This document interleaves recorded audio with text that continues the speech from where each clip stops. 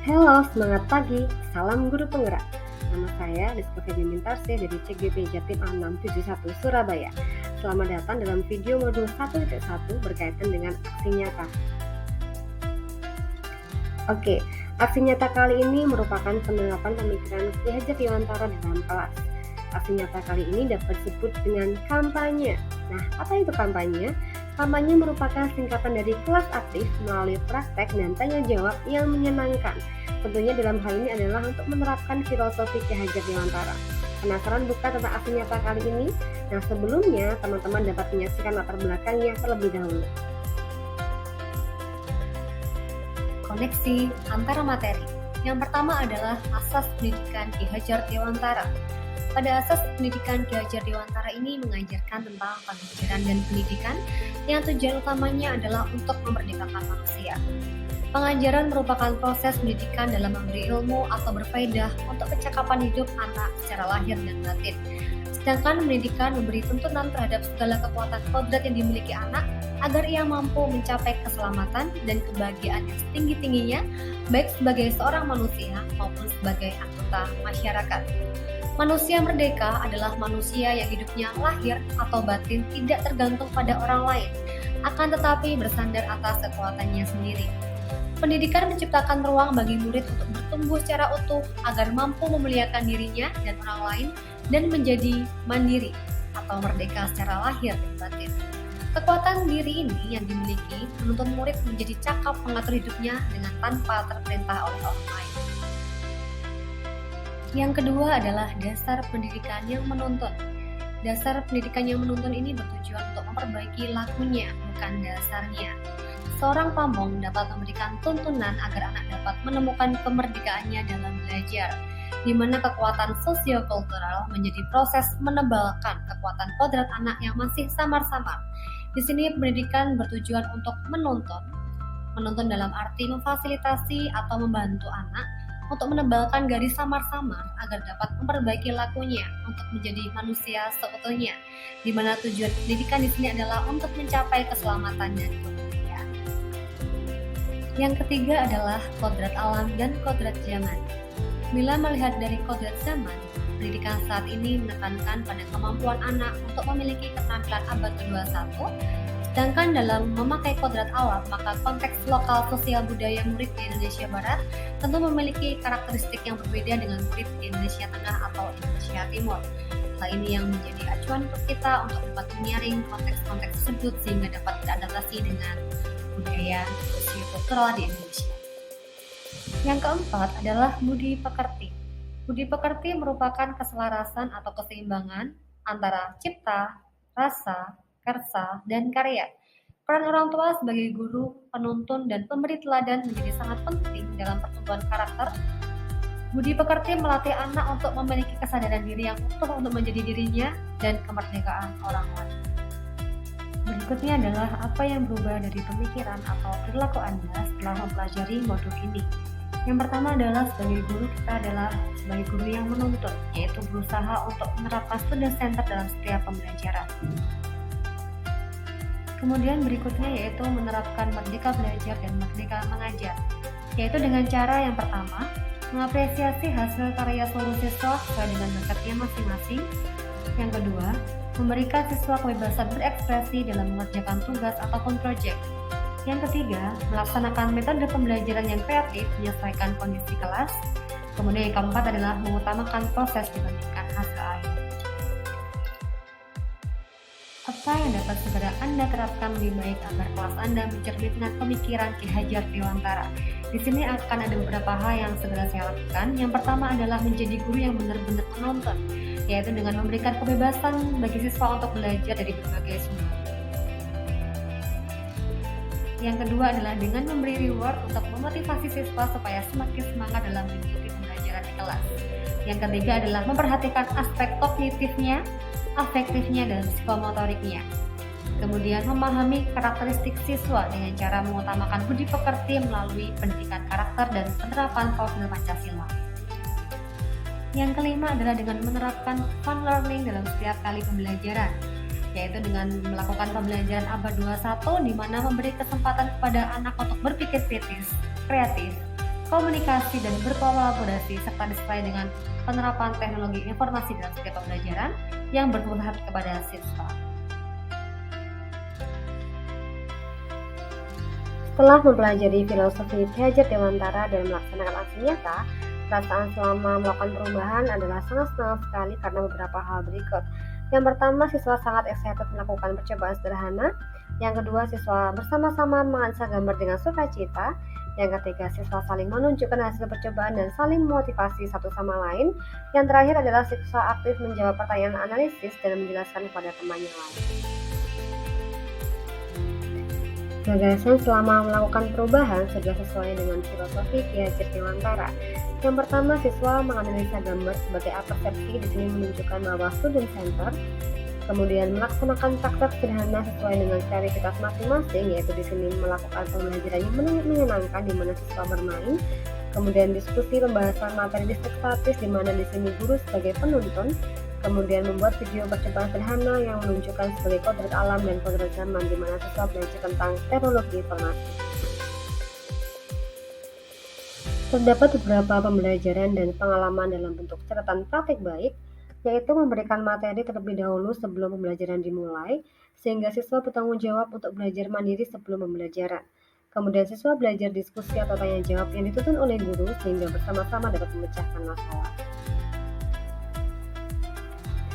Melatih siswa berani berpendapat atau public speaking, melatih siswa untuk kreatif dalam pembuatan video, dan melatih siswa untuk inovatif dalam pembuatan video.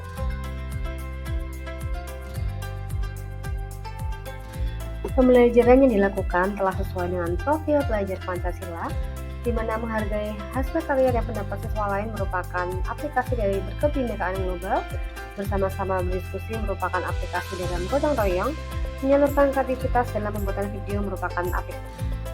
Tanya jawab pembahasan analitis merupakan bernalar kritis, belajar mandiri lewat LMS merupakan aplikasi dari Mandiri, kemudian melakukan yang terbaik seperti untuk Tuhan dan bukan untuk manusia merupakan aplikasi dari beriman dan bertakwa.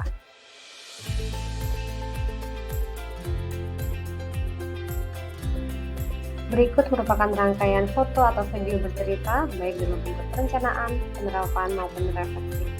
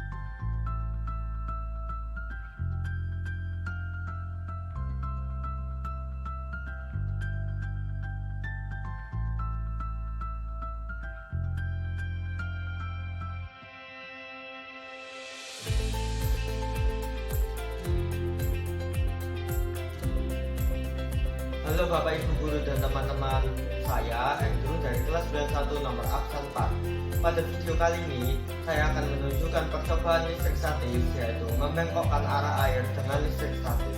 Selamat menyaksikan. Untuk bahan dan alat yang kita butuhkan adalah yang pertama, yaitu kain wol. Di sini saya menggunakan pakaian yang berbahan wol, sisir plastik, botol plastik, air dan baskom, beberapa hiasan, paku dan palu untuk melubangi botol plastik. Pertama-tama, saya menghias baju yang berbahan wol terlebih dahulu dengan menempel pita. Lalu berikutnya, saya menghias sisir plastik dengan berbagai pernak-pernik. Langkah selanjutnya, saya melubangi botol plastik dengan menggunakan paku dan palu agar air dapat mengalir. Tak lupa saya menghias botol plastik dengan melapisi botol plastik menggunakan stiker. Setelah itu, saya mengisi botol dengan menggunakan air.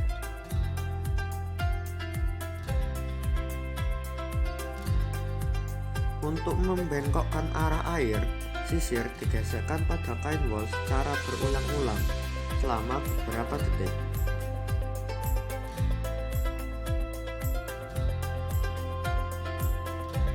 Kemudian, sisir tersebut didekatkan pada air yang mengalir dari botol.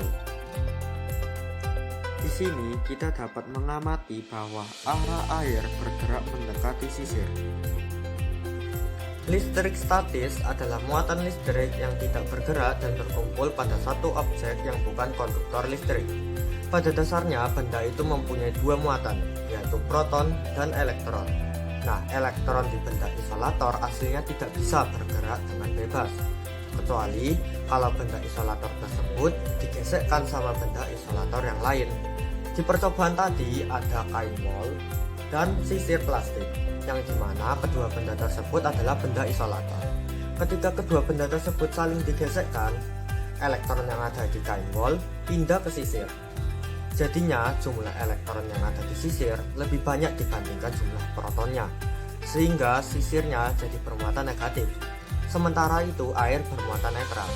Maka dari itu kalau kita dekatkan sisir ke air akan saling tarik-menarik, karena sisir yang bermuatan negatif bertemu air yang bermuatan netral, yang dimana netral di dalamnya masih terkandung muatan positif. Jadi itu tadi adalah video percobaan listrik statis dari saya, yaitu membengkokkan arah air dengan listrik statis. Terima kasih sudah menonton video saya.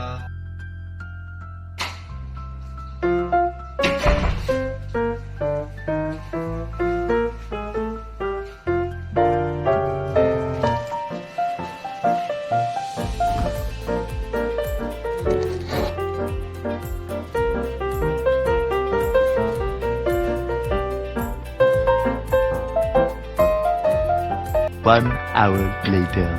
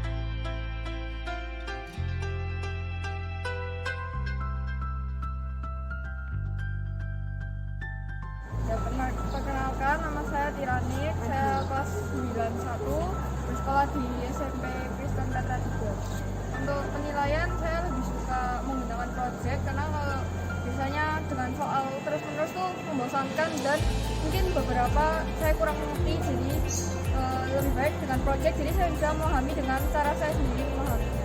Untuk aplikasi editing saya menggunakan CapCut. Yang pertama karena di App Store tersedia gratis, dan kedua fitur-fiturnya itu sangat banyak dan tidak perlu punya skill editing yang tinggi untuk mengedit video di aplikasi saya. Perasaan saya diberi kebebasan dalam editing ini, saya merasa saya senang karena bebas memilih aplikasi apa saja yang sudah saya kuasai, dan aplikasi yang saya pilih juga fiturnya sangat mudah dipahami. Hal baru yang saya pelajari adalah yang pertama juga skill editing saya supaya bisa lebih bagus, dan yang kedua supaya saya juga belajar cara menjelaskan dari teori ke bahasa saya sendiri. Jadi jika teman saya bertanya, saya bisa menjelaskan ke mereka dan mereka mengerti karena bahasa yang kita gunakan sehari-hari. Untuk penerapan sendiri saya lebih suka implementasi karena selain teori saya juga melakukan praktek, di mana praktek juga kita melakukan secara langsung, jadi kita dapat lebih mengerti. Halo, nama saya Endri Kadisaya dari kelas 91 absen 8 dari sekolah SMP Kristen Petra 3. Untuk saya pribadi, saya lebih cenderung menyukai tugas proyek karena dapat melatih kreativitas, meningkatkan kemampuan dalam berbicara dan menjelaskan, juga dapat melatih skill untuk editing. Untuk aplikasi yang saya gunakan untuk mengedit adalah Adobe Premiere. Alasan saya menggunakannya karena pertama, di sekolah saya mengikuti skill editing video, dan kedua, Adobe Premiere dapat memfasilitasi kreativitas dan ide saya miliki. Saya puas ketika diberi kebebasan dalam menggunakan aplikasi editing, karena dengan diberikan kebebasan itu, saya dapat mempelajari lebih dalam mengenai aplikasi yang saya gunakan dan untuk mengembangkan skill editing saya untuk kedepannya. Dengan adanya proyek ini, hal baru yang saya dapatkan yaitu saya dapat mengimplementasikan dari teori ke bentuk praktek, dan hal ini dapat memudahkan saya untuk memahami proses ini. Saya Indra Bindi, guru IPA SMP Kristen Petra Surabaya. Kami sudah menerapkan pembelajaran berbasis proyek. Contohnya adalah pembuatan video listrik statis. Kami menyediakan berbagai contoh kegiatan listrik statis. Anak-anak bebas untuk memilih mau melakukan kegiatan yang mana. Nah, dengan pembuatan video ini, pasti anak-anak akan lebih paham materi listrik statis, karena mereka pasti akan mencoba-coba kegiatan mana yang akan ditampilkan. Juga melatih mereka berkomunikasi dengan baik dan percaya diri. Yang ketiga, mereka juga akan lebih mampu untuk IT-nya.